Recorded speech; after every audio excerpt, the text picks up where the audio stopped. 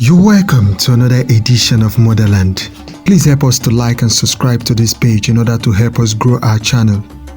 This is a story of how Oliver the Coque's most kept secret took him to an early grave, as told by his son. Born 14th of April 1947 and died on the 20th of June 2008 at 61 years, Chief Dr. Oliver Sunday Akanite, popularly known as Oliver the Coque, was a Nigerian highlife musician and a guitarist who has more than 50 albums to his credit and whose career lasted over 4 decades, making him one of the most popular highlife kings in Africa. Oliver and his music band group Ogene Sound Super of Africa blended modern highlife and traditional Igbo music. The music star had 12 kids, 7 boys and 5 girls, and they all enjoyed their father's presence. It was awesome. My siblings and I didn't see him as a famous person. He was a normal, caring, jovial and loving dad to us, Darlington Akanite, one of his sons, disclosed. While growing up, Oliver was popularly called the Game Master because he was good on the game of draft. Draft in Igbo language is Okwe, so people began to call him Oliver Dika Okwe. He then changed his name to sound more like a French name. That was how he came up with Oliver the Coque. His signature look. He loved to buy clothes and spent a lot of money maintaining his looks. In fact, he spent 30,000 naira on his beard weekly, and that amounted to 120,000 naira monthly. He visited his salon twice a week and always said his beard was his signature look. He said that if someone decides to keep a beard, it was right to maintain it.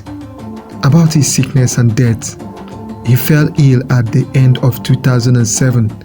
He was diabetic and hypertensive.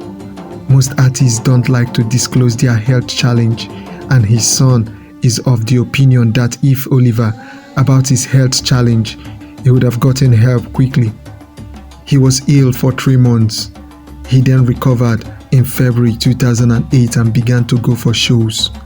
He died on June 20th, but he had planned to travel to US on July 2nd for checkup, Darlington added.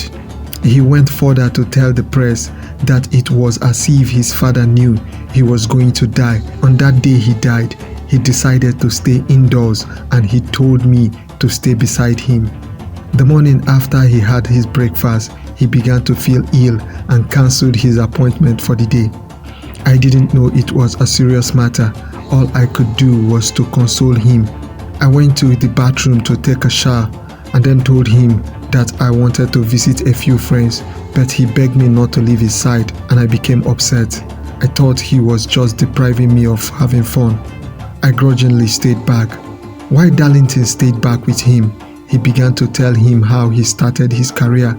As he was telling the story, he complained of not breathing well.